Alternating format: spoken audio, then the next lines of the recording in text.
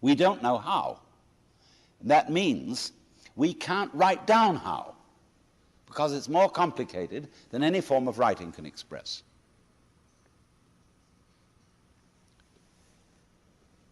Now, the computer speeds up linear calculation to a terrific extent,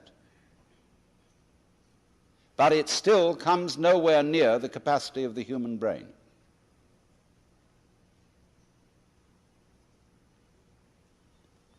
And so this is something that has to be recognized as a principle. Now let me give another illustration of it.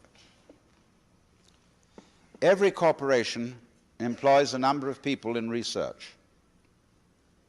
Let's take IBM.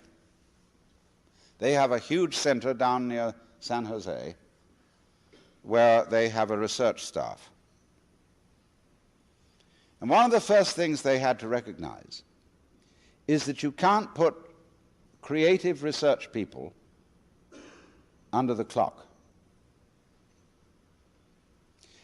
You've got to trust creative research people to fool around, to sit about, drink coffee or maybe whiskey, and scratch their heads and look at blackboards and play. And then suddenly, zingo, some interesting result will occur. But if you make them punch clocks, and if you say, these are the things that you've got to discover, it won't work.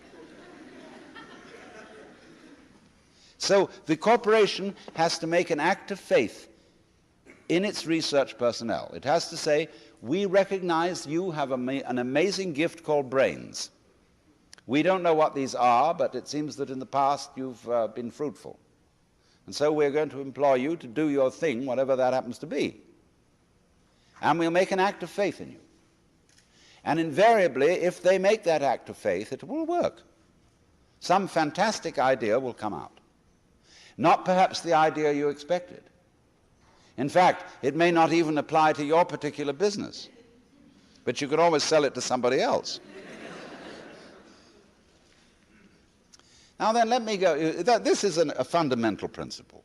There cannot be community, there cannot be cooperation, and therefore there cannot be commerce, which really, broken down, means being merciful to each other.